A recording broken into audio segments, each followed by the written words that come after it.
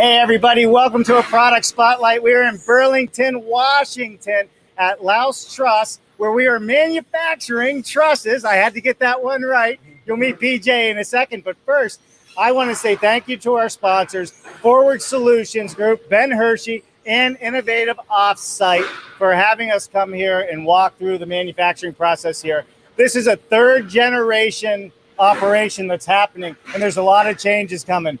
Ben, why don't you tell us a little bit about why you have us here? Yeah, well, first off, Dave, welcome to the Northwest. This is really cool that you're here. And, it's just cool that you were able to come out this direction. Yeah. The Northwest is really a great area.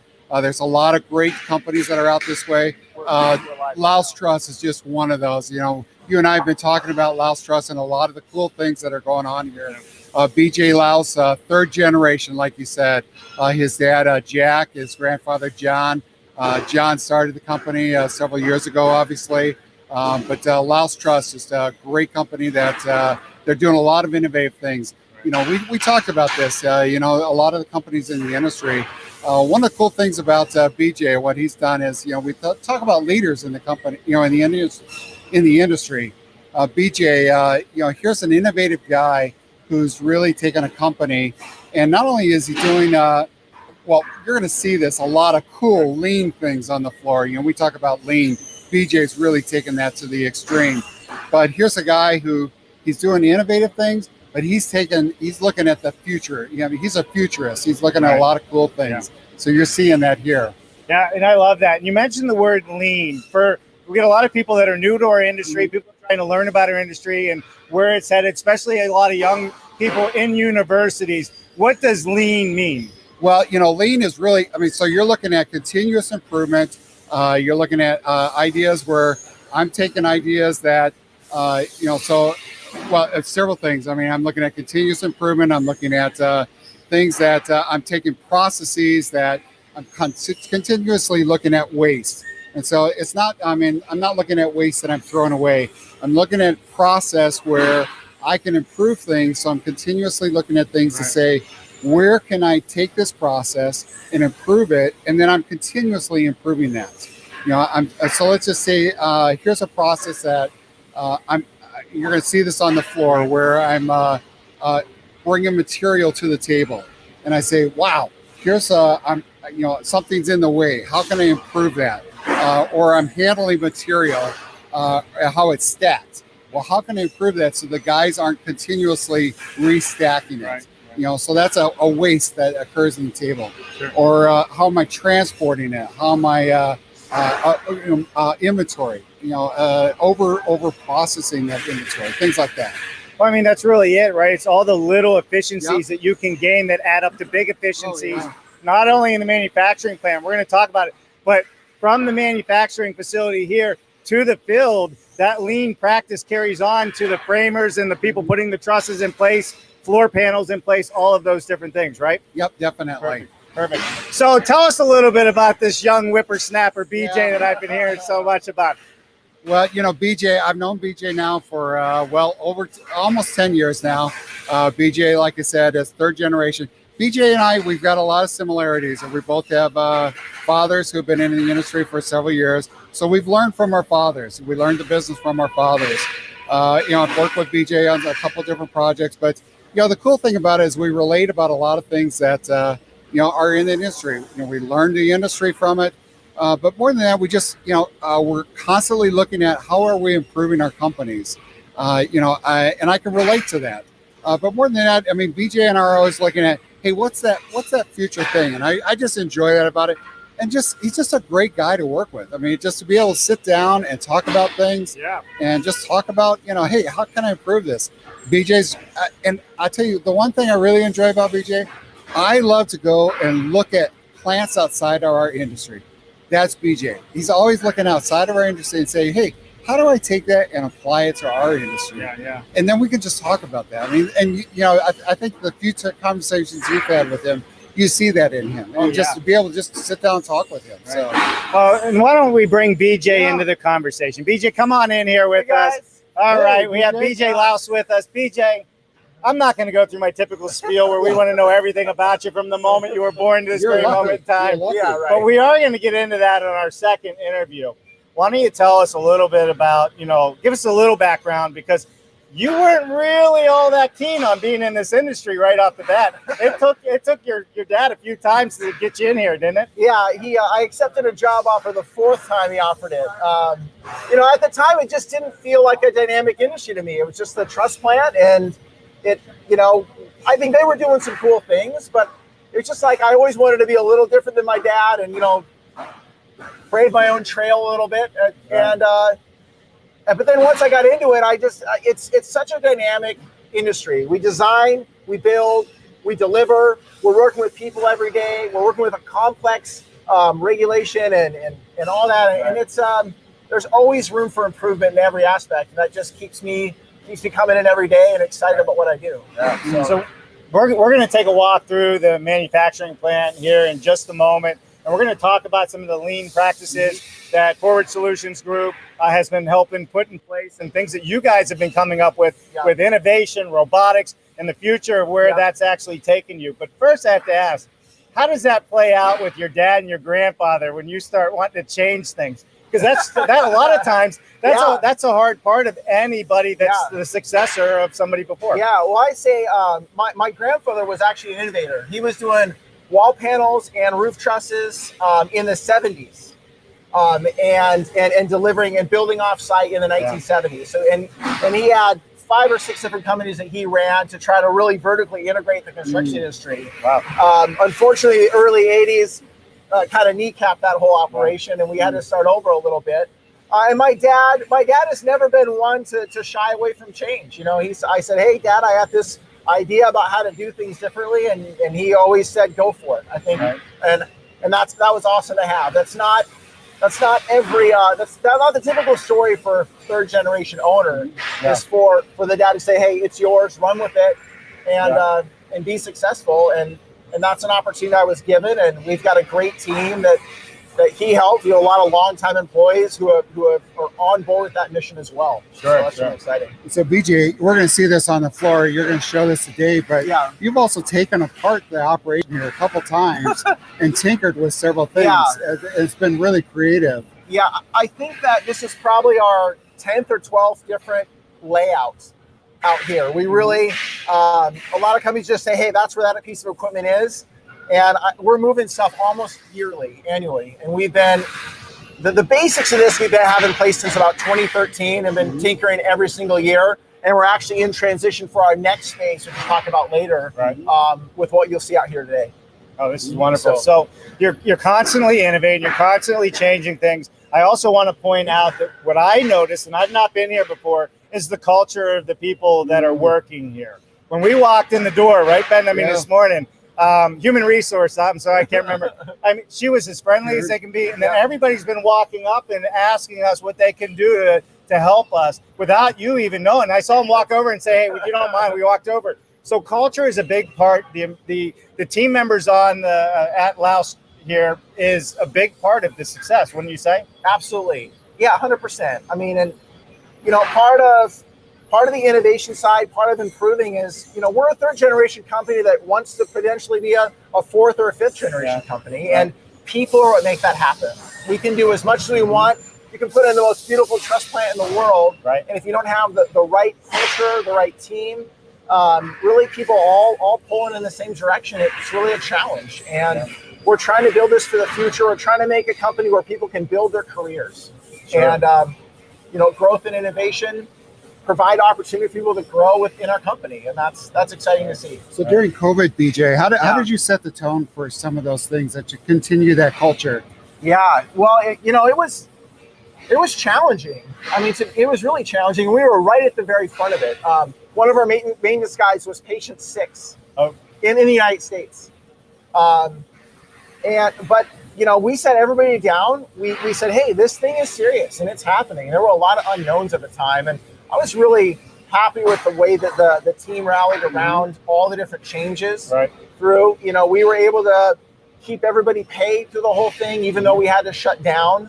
But the culture is hard because it did inherently separate people, especially on the floor.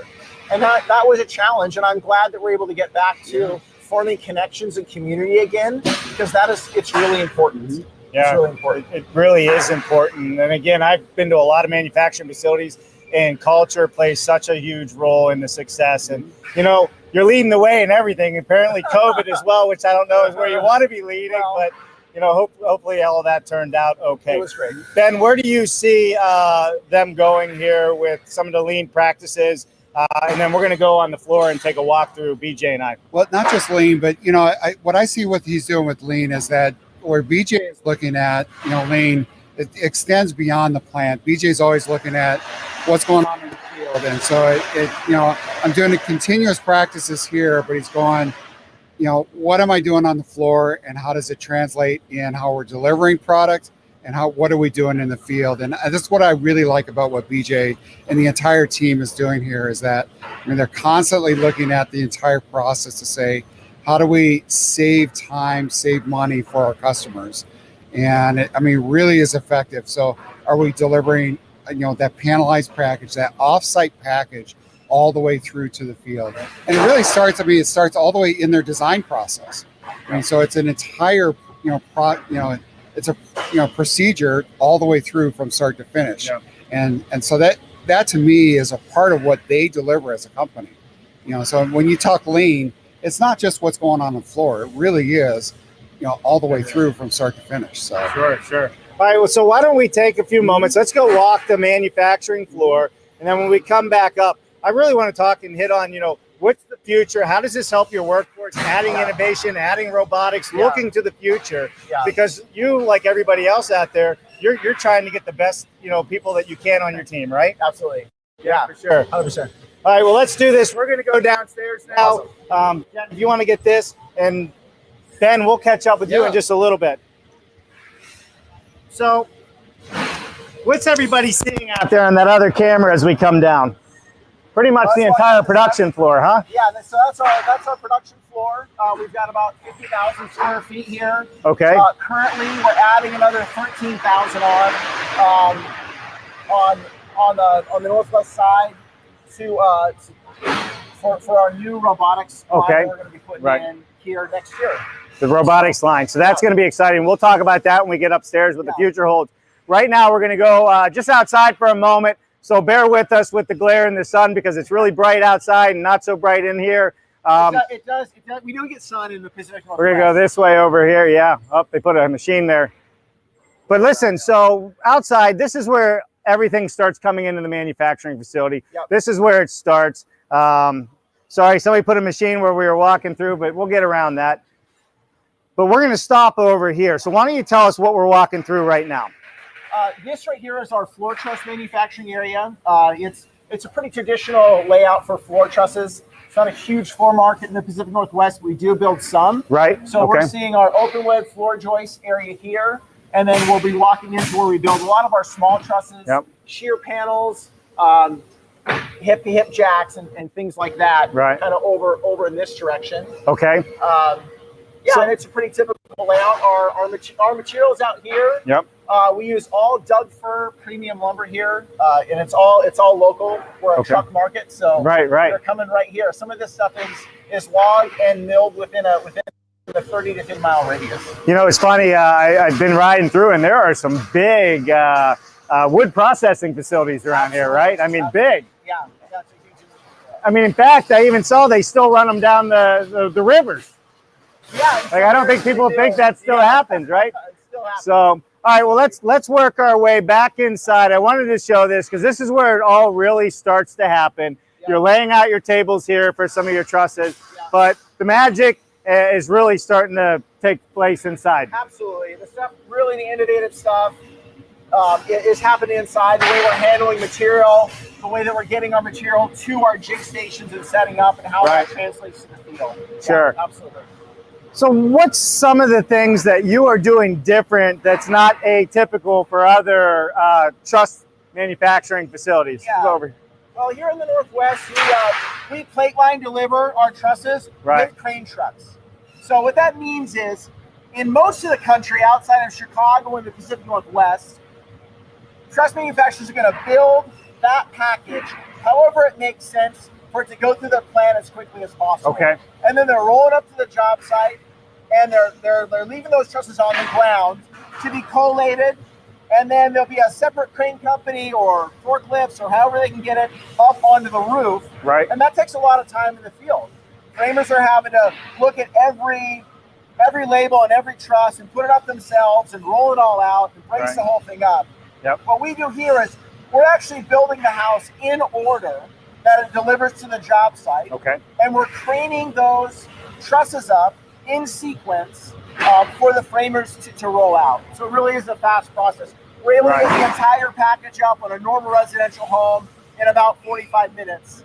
And then they just have to spread them out, and they're already in place and in order form. So let me get this right. You build each individual truss. So we have our bins back here. Yeah. You're building the trusses. So when they go through the production process, they go out the back door in the specific order that they're going to use them on the job site. Yes.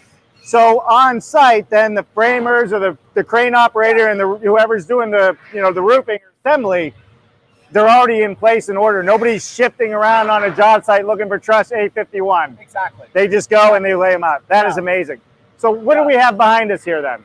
So this is our cubby system, and it holds all of our high grade and wide material. So this large cubby of truss material here represents about 10% of our overall usage of the truss. Okay. To handle all the different loads and stuff that we design for our design process. Sure. We get on the corner, our Dougford number 2 2x4 is our base grade, and that represents the other 90%. Part of the entire process was to try to get it so that one sawyer at a jig had all the lumber he needed without having to use a forklift, one at a time, within proximity of the saw. Right. So it was a one-person operation, and we weren't trying to pick up big loads of lumber or anything like that. So there's a labor efficiency. Absolutely. Right? There's a safety efficiency that comes with this, if I'm hearing you correctly. So it's just not part of the manufacturing, it's part of the efficiency for the workforce. Absolutely, 100%. Right. Yep. Right. And then, so on these bins, so everybody knows, right? These are all labeled. So if you can't see this, we got 18-foot 2x6, and I'm assuming these are numbers that relate to the wood quality. Yeah, that's the grade. Yep. The length, the grade, and the dimension. Got it. 16-foot, 14-foot, all the way down. And they're color-coded as well. And we have maps of our facility where the lumberyard outside is color-coded. So the same that's in here, the same on our computers that we design with, it's all on the same color code. All in the same color code. Yeah. And I don't know if everybody out there is watching, but it is clean in here. You could about eat off this floor, So, I mean, but that's part of this whole process is being organized and clean and efficient. And part of that cleanliness is we are trying to have an area where we bring lumber in and dispose of all the byproducts, like the banding and the covers. Same with our plate area where instead of bringing boxes of plates with all that garbage to the jig station, we're repackaging that to have what we need at point of use, right? Right. The lumber is where we need it at point of use. That goes down to information, plates, material, tooling, the entire thing. One comparison from the old process, the traditional process, to this one is we used to touch a piece of lumber about 13 times before it was a truss. Right. And in this new process, which we'll see, it's between 4 and 5, depending on the product mix. That's right. Which is a huge labor savings and it's efficiency savings, and it's also less impactful on people, which is important. Right. You're going to notice as we walk through the plant, for all of you that are watching, if you own manufacturing, you don't see a lot of people running around looking for something. Yeah. Everything has its place here. It's well organized. In fact, we're even going to show you the maintenance shed over here in a second, which has its own set of rules and procedures for the line out here, so it's efficient. So why don't we walk this way and we'll talk a little bit more.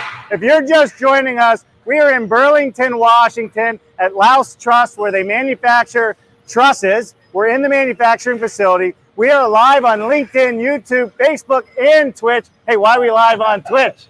To reach the next generation. You've been watching my show. He's been watching the show. I did my homework. Yeah, we're live on Twitch because we want to reach the next generation. And if you're one of our professors at the universities and your students are watching this, this is a great place for them to get knowledge and learn and understand what's going on. And we can't do it without our sponsors. So Forward Solutions Group and Innovative Offsite, thank you so much. If you don't know either of them, you should look them up. They are true leaders in this space for everything that we're doing. All right, so we're going to walk over here. So this is the maintenance shed. What is so important about the maintenance? Well, I'm going to grab the door so we can show inside. I mean, maintenance is a huge component that I think people overlook. Right. So we're moving to more automated equipment. When you move to automation and away from just straight labor, uptime on equipment is extremely important. Right. So we're not only looking at reactive maintenance, but we're looking at preventative maintenance, and then beyond that, predictive maintenance. Sure. We're running automated component lineal saws here, and with our predictive maintenance and everything we're doing, we're able to achieve over 98% uptime on our saws. All right, so which is massive. I'm going to put this in layman's terms. Yeah. Predictive maintenance. This maintenance, how it is set up in here, is set up in such a way that they can make quick changes on the line. Yep. Quick changes on the line so they don't have the downtime, Yes. right? And they can do what they need to do if they have to make an adjustment. And it's that organized in there that's allowing them to be even more efficient out here. So even the maintenance shed plays a role in efficiency. And even beyond that, we now have enough experience with our equipment to say, hey, if we know a part's going to go out at 1,200 hours, Right. and we see that consistently, then we're going to preemptively replace those parts at 1,000 hours so we don't have the downtime to begin with. Right, sure. It's a huge part. And as we move into the future, it's even more important to have that as a skill set. Yeah, for sure.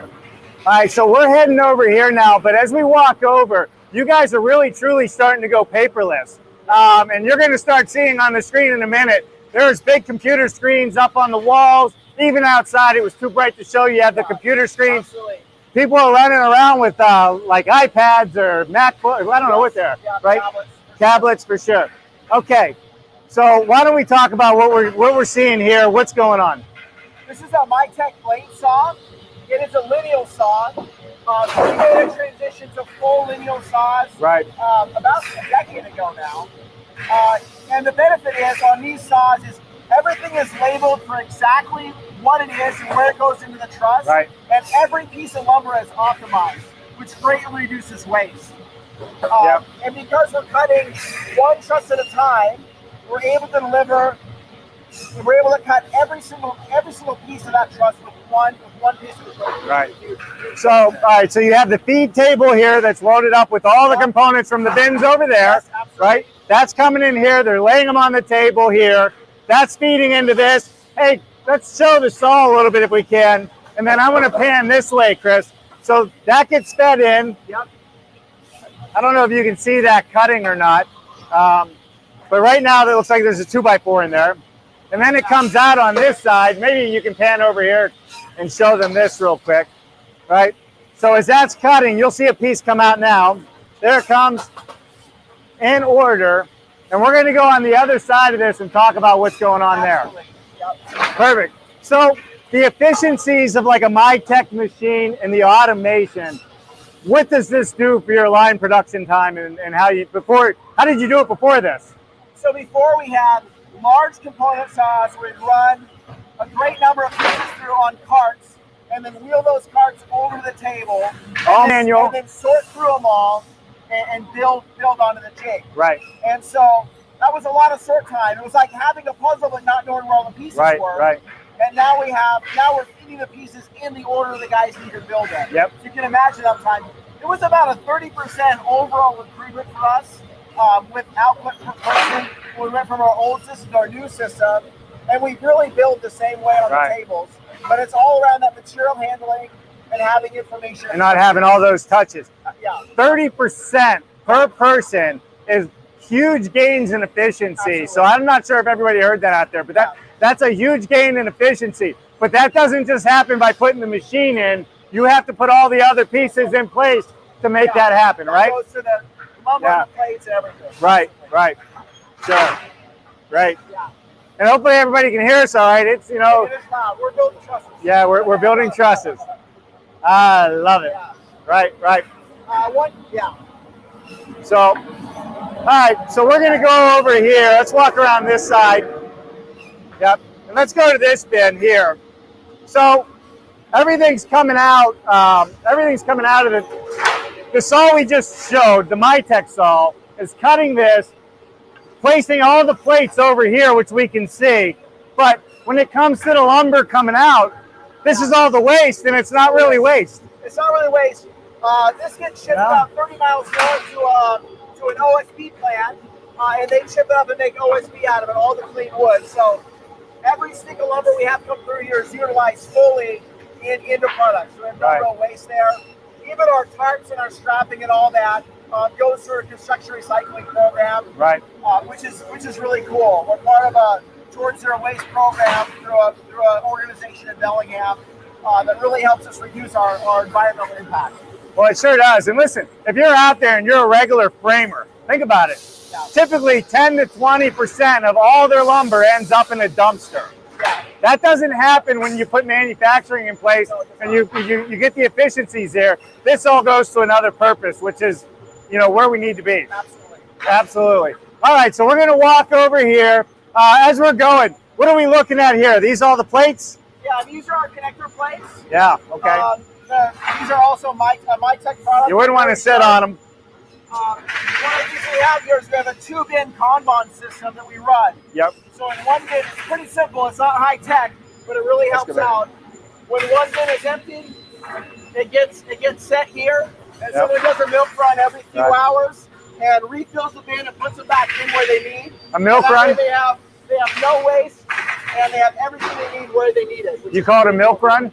Just a milk run. Yeah, just a milk run. I love it. Yeah. All right, so let's talk about what we have going on over here. So we have this table is different than that table, but they do similar things, and we'll show that one in a minute. So what do we have here? What table is this? So this is a Mytech gantry table with Wizard automation on it. Wizard automation. There are pins over here that you can see, and those pins are on transport screws. So when they load the truss up onto the computer, those pins move and form the jig of the truss. So come back here. We'll show where this starts at. There was more lumber up further, but let's go over this way. So we go. All right, so everything came off that Mytech saw there. We have 3 lines going this way currently, so everybody knows that. 1, 2, 3, all doing similar things for the build. But what we're looking at here is that's the lumber that came out. They're labeled. What does the labels on these mean? Yeah, so the labels on here, you can see this, Yeah. have the job number, the batch number, the truss, the piece, and this little arrow that shows what direction it goes in the truss. So it gives the guys a lot of information for what they're doing. All right, so they're taking it off this piece of Mytech machinery, and then they're bringing it over here, and they know based on the numbering system, based on the lasers, I don't know if people can see the lasers, exactly where to lay this out. And this is still a manual process. It is, but they do have a laser projection system that shows them where the plates go. Yep. And these guys don't use tape measures at all. Everything is here for us. Okay. And it's all laid out within a 1/16 of an inch. It gives us a lot of accuracy as far as plate placement and accuracy in the field. So let me ask, so they lay this out, you got the lasers. Yeah. Does this then compress it and hold it tight so they can put the plates on? Is that what's happening? So what they're doing is they're laying it out, and they staple some of the joints together. Yep. And they tack the plates on the top and underneath. And we'll probably be able to see it on the next jig, but then they roll this gantry head over, which pre-presses all the plates. Got it. And then those eject out and roll down to a finish press and get loaded onto a truck. So basically, this is like a big baking tray roller that Grandma used to use that comes over top of this and compresses it all down, right? That's okay, good. And then everything, this just helps hold everything stable and in place. All right. It used to be that all that was done manually with wrenches and no lasers. They were measuring, putting wrenches in with pieces of paper. Really? Okay, yeah. And this is a lot more efficient. It really is. It is a lot more efficient. And you guys do a lot of custom trusses. This isn't like you just have 10 trusses in a book and you ship them out. No. You're doing mainly custom. Yeah. So our average run per setup is only 1.8 trusses. Okay. So they are really building a unique truss almost every time, which is just unique to our industry, but also indicative of our pipeline delivery. All right, perfect. So maybe when we get down here, we'll see one of these machines roll, but Absolutely. Go ahead. You'll see right over here, this is a big roller that's going to compress that. Look at all the lumber coming off to the left here. This is amazing. Yeah, this is going to eject, press and eject right now. It's going to eject right now, right? So we'll be able to watch it. So, Chris, if you go back just a little further, you'll catch this run across that whole truss, and then we'll catch up. All right, so everybody's getting out of the way.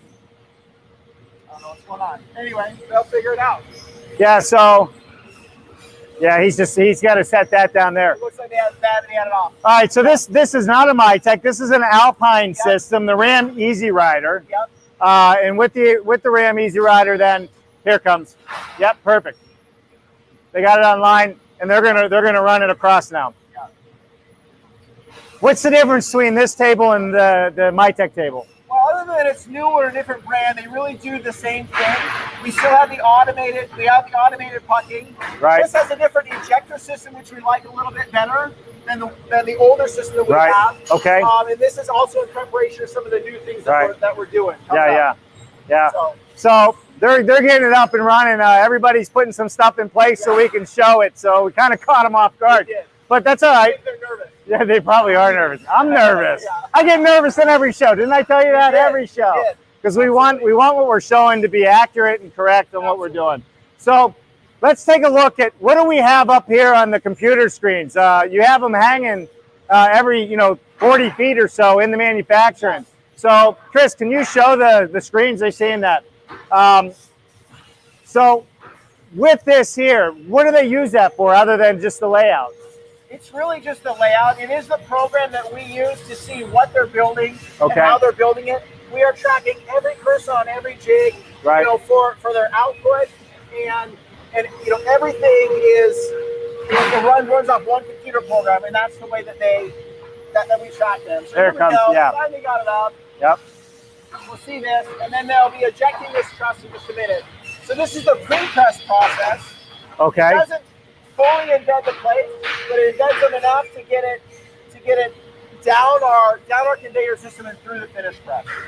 Okay. Good. So with that, when you say it doesn't fully embed, is there a manual process to finishing it? There's not. It just goes through a press. Another These press. tables have rungs in them. And so On the other if side. the plate is being pressed on that, we have to make sure that all the teeth on those plates are fully embedded into the truss. And Got that's it. what the finished press is for. Perfect. So talk to me about the quality control you have in place here for things going out the door. Yeah, absolutely. Well, it starts with our lumber and our sawyers. So we really want to focus on what's value added and what's not value added. Yeah. So we put a lot of emphasis on training, on lumber grades and lumber quality, so that the right material gets fed to the guys here. Yep. Because it costs us a lot of money when the wrong stuff is fed in. And so they have quality processes at every single station, and then we're also checking it outside, checking to make sure the plates are embedded properly, that they're in the right orientation, and that everything matches the engineering specs that we have to go through. Right. We've actually engineered a lot of the mistakes out of the process because we have an automated saw feeding a table, and so it's really hard to put the wrong piece of lumber into a truss anymore. Got it. And so we'll talk about this. We'll go down the line here. So this is a big machine, right? I mean, you can do a large truss. What's your longest truss span? Well, we can build a 100-foot truss. Yep. The last big ones we built were 88-footers with 4-foot tails. So 88 footers. with 4-foot tails. So yeah, we're 90. What is that, a barn? Yeah, it's a riding arena, I think. A riding arena? Yeah, makes sense. Most Makes sense. people like big trusses. Okay. And then, so here's where it comes down. You were just talking. There's the final press right there Yeah, right as there. it goes out the door. That's If you the can truss show we're that. gonna have it out there. Absolutely. All right. So it's out the door. Outside that door now, it's going to get loaded onto the trucks. They're gonna ban those. They're gonna ban those in packs that we can lift onto the trucks, and then we can lift in the crane. And you can lift with the crane. Yeah. And then on site, how does the crew on site know what to unload first? Because there's usually more than one truck, right? Sometimes it's more than one truck. Okay. Our truck drivers have a layout, and so they'll be there with the layout and with all their bundles, and they will actually look at the layout and say, okay, this bundle goes over this part of the house, this Right. one goes here, this one goes here, and they really work with the framing crews to get those up there and get them braced off. And once they're all up there in those bundles, then we high five them and drive away, and they're able to just roll them right out. Yeah. You know, it's amazing. I keep going back to this, how clean and organized everything is. And we're seeing that, you know, with manufacturing that's really taking it to another level and getting 30% increases in their workforce. That's huge, and their output. So, you know, how is that translated into your mindset? And we're going to talk about this when we go upstairs, of moving into the future. Yeah. Well, I like growth, but I like growth through efficiency a lot more than just putting something on that's the same way we've always done it. Because I think efficiency gives us an advantage whether the market is really good or whether it's really bad. Right. I started on at Laos Truss in the middle of 2007. So I had about 5 months of it being kind of okay, and then about 5 years of it being really a kind of a crappy place to work and be. It really honed us to focus on efficiency and to focus on doing it better and creating competitive advantage. But it was a tough time, and that's always in my mind. Right. So looking for the future, looking at, you know, trying to create efficiency versus just trying to create volume. Because I think it's a lot easier just to create volume. Right. Because you can buy more equipment, we can build another truss plant, we can do it the exact same way, or we can invest in what I think is the future of the industry. Right. And into making a future, and then look at growing, you know, beyond that. Right. But you this is only one manufacturing plant of two. So you have another facility rolling in. You know, and I think and you're doing the same thing in that facility. It's very similar. Very similar. Very similar. Now, do you ever have trials on which facility gets better production? Let's go upstairs and we'll go ahead. We try to use a little bit of competition there. Right. Perfect. Well, you know, it just makes sense. So, yeah. All right, everybody, we're coming up the steps. We are live on LinkedIn, YouTube, Facebook, and Twitch. If you are not following Laos Truss, you're wrong. You should be following them. So go to their LinkedIn, Facebook, YouTube, all of that stuff, and make sure you follow them and go with it. So as we're going through, we walked through the manufacturing, we talked about all the process. Tell me a little bit about who your clients are. So we sell to a lot of lumber yards in this market. Okay. We also sell to a lot of just general contractors. We tend to focus on custom residential, high-end spec, and in the commercial market. Okay. It's sort of where we fit in. You know, our quality and the way we want to enter high touch with our customers really lends ourselves to that market and doing those one-off projects. Yeah, for sure. And with the industry itself, right? Yeah. The components industry is such a big part of manufacturing, of offsite construction in general. Where do you see the future of components going? Yeah, well, I think we're seeing growth in the truss market across the country. Right. You know, it's something that's overlooked as far as being offsite manufacturing in a lot of ways because it's been around for so long. It really is. You know, a lot of markets are moving to wall panels. They're moving to you know, actually assembling some of the trusses in sets and then plate line delivering that. Right. You know, floor trusses and floor panels as well. Really just trying to solve labor issues in the field. Yeah. You know, truss manufacturers have design capability, they have delivery capability, and they have manufacturing capability. So you have a lot there to work with. Sure. You know, moving into the future of construction. Right. Well, I mean, that's it. I mean, the components industry of itself is made up of all the ingredients, right? And really is I think going to be leading the way forward for our industry in general, for sure. All right, so third generation. Yep. I gotta ask. I know I talked about it earlier. You know, what's your dad think when he walks in here now? He likes it. You know, when you say it's clean, and I walk through and my eyes twitching. You know, it's just seeing things that are out of place or aren't right. I'm a little bit of a perfectionist in that way. Right. You know, my dad is. You know, he's a lot the same as I am. He loves to see it changing and moving forward, and it's kind to see it be successful. He's a great guy. So, yeah, he must be if he tried to convince you 4 times to come in. Where do you see the future going? We talked about this before. Let's talk about what the future of Laos Truss is when it comes to innovation and robotics. You said that in the near future, you're going to have more automation and robotics within your facility. Let's talk about that and why. Yeah, well, we are putting in a fully automated roof truss line early next year. Okay. We're having to actually build an addition on this building to make it fit.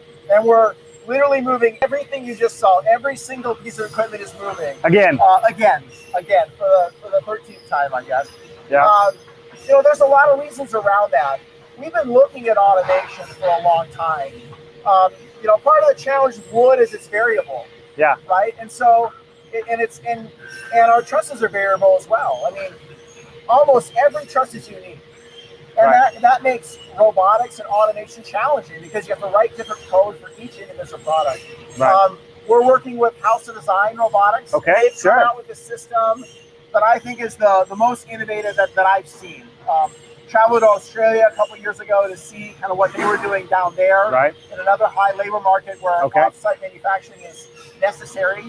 But there's a lot more than just efficiency that we're looking at with robotics. There's a recruiting element, right? Absolutely, right. Making this an exciting industry to be in, a really forward-thinking industry. I don't think a lot of young people think that, oh, the construction industry is exciting and it's dynamic and there's growth and potential there. And I think getting into robotics and developing that skill set and developing that culture and that team around that is going to be a really important thing for us in the future.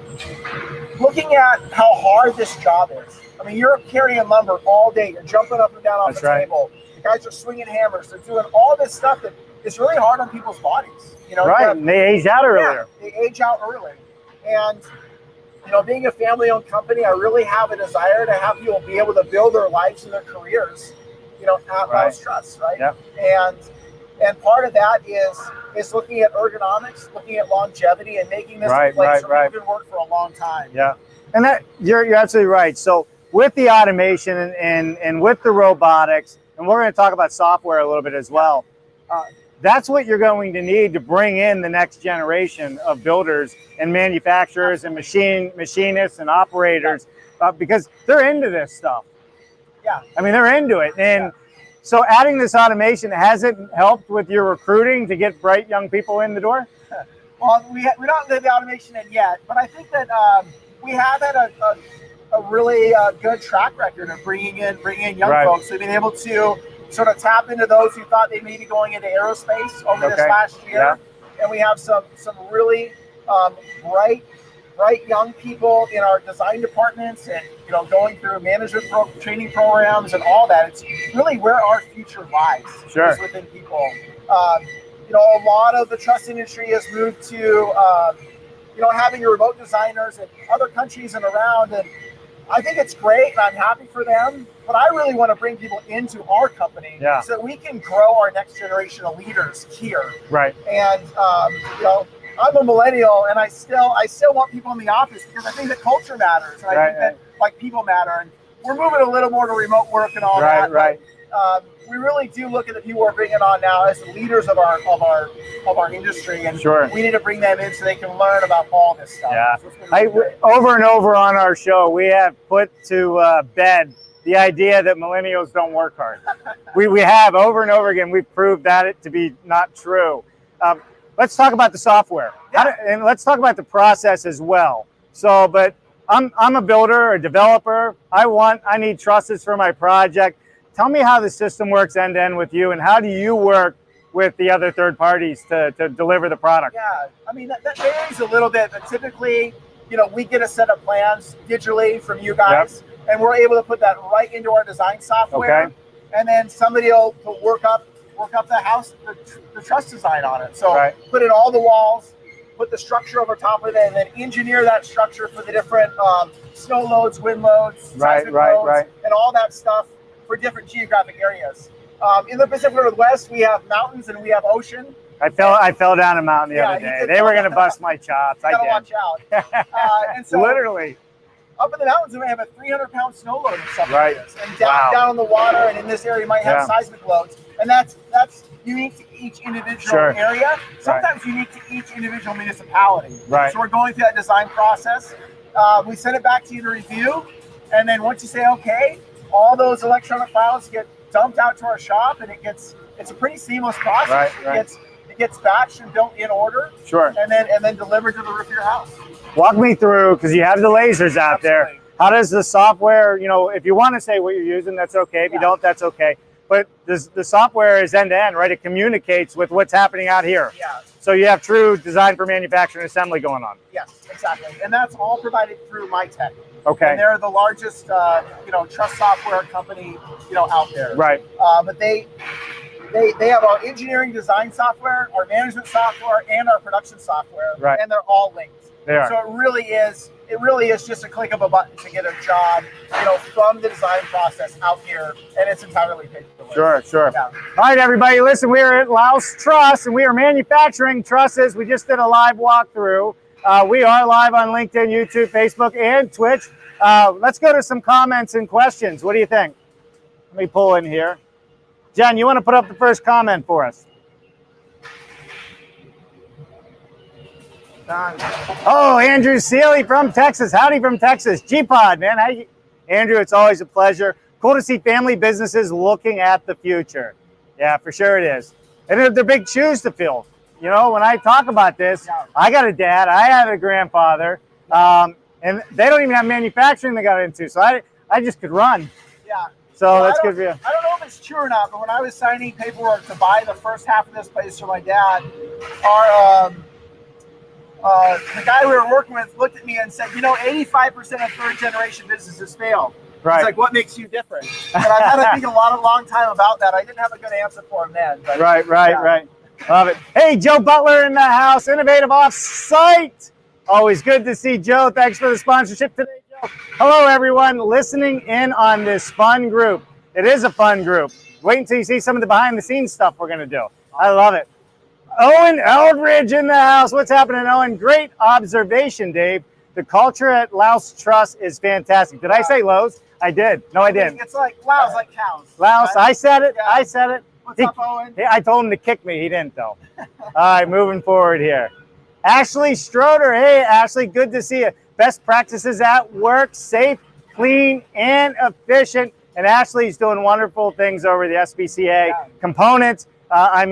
Really doing some great things. And green. That's right.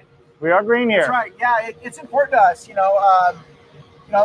We have to look at our environmental impact. I mean, we have a new parking lot going in, and we've already it's paved. I've seen it. Paved. We're really excited about it. Yep. We have everything set up for electric vehicles and all that too, because that's kind of where we're looking at for our fleet.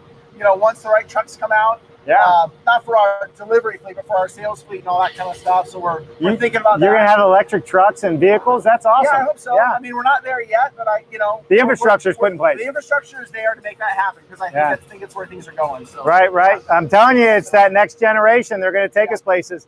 All right, Lisa Render, clean shop, safe shop. Absolutely. Good to see you, Lisa. Lisa will be on our show Wednesday, I believe. Sprayar, right? Looking forward. Andrew Wilkinson. Excellent factory. Look at this. Guys, appreciate it. Yeah, I love it. Certainly no lumber shortage here. No, there is no lumber shortage in here. All right, question. Peter Molinar. Does the factory, they spell it with a PH for passive house, does the factory have the capability of producing Larson trusses for exterior wall insulation? Probably. Probably? Probably. If it's a truss, we can build it. If it's a truss, they can build it. Yeah, absolutely. The big takeaway from here is, again, I think, one, you're a younger millennial coming into this space, third generation, manufacturing, what most youth today would say, I'm not going to that. And you're saying, no, wait, there's a lot of great stuff happening in the industry, right? Absolutely. With the automation, we're struggling with workforce in our industry. Yeah, it's a big deal. It's a big deal. And you're embracing that and saying, well, listen, we're not going to struggle with it if we embrace what the younger generation believes in, and we need to get to the next level as well. And we need to be more efficient, because between the lumber shortage, or not the labor shortage and the housing shortage, and all of the lumber prices as well. Absolutely. You take all those things together, it only makes sense to add production to home building. Yeah, and we just have to be better than we were before. We have to be better at recruiting. We have to provide better jobs. if we're not able to get labor, that's on me. Right. That's not on the market. Yeah. Right. And so we've got to figure out how to be more creative. How do we make the jobs better? How do we make them more desirable? Right. And that's and you know, pay and benefits and all that only goes so far. Right. For you know, for recruiting, when you have to be here every day and spend your time. And we want to create an environment where people, you know, want to be here and are passionate what they do. All the way from our management, you know, down to the new person on the floor. Sure. And that's really important. Yeah, it is super important. All right, so listen, we're approaching our hour here. It's been a great walkthrough. We ask everybody, you know, what is your one thing, whether it's personal, in business, you know, can you share with everybody what your one thing is? We have a lot of students watching, and the students take that to heart, and they want, you know, they're trying to. I have two things. You get one thing. No, you get two. You can have two. So I think my two things are, one, you know, always ask, if people say, well, that's the way that it's always been done, really question that. Right. Because that's not, we got to look to the future. That's right. And the second thing is just be passionate. You know, our recruiting efforts, I think, we're not doing anything special, but we are excited about what we have going on here. And we're trying to build that excitement, that passion within our company. And that really does breed it. So if you're not passionate what you do, I just like, you know, either figure out a way to do it or find something different. Are you passionate? I can't tell. Yeah, I'm excited. I'm excited. It's not every day, right? I have struggles, but, you know, I love the challenge. And I love coming in every day and having 50 things that we think we could do better. That's an exciting place to be. Well, listen, you guys are leading the way. You're really making changes, taking it to the next level, and it's so refreshing to meet you and hear this, BJ, because we need more people like you in our industry that think that way, think to the future, know that the components world is a big part of our future, and it's going to drive the future, in my opinion. So with that said, listen, everybody, we appreciate you tuning in today. We appreciate Laos Truss letting us come into your home, your factory, your manufacturing, and we look to see great things from you and the other plant in the near future. One last time, thank you so much, Support Solutions Group and Innovative Offsite. We really appreciate you allowing us to come here and showcase some of the great work that's happening. If you have a manufacturing facility, I'm telling you now, there's always ways to improve and get more efficiency. In their case, they already saw 30% efficiency in just the labor, which blows my mind. So awesome. Thanks. Thank you. Appreciate you very much. And everybody else out there, tune in Wednesday, 1 p.m. We will have Sprayar on with Lisa Render. You can put spray foam in your building at the touch of a button on the assembly line. You don't want to miss it. I'm Dave Cooper, BJ Louws joining us, and we are in Burlington, Washington. Thanks, everybody. Bye now.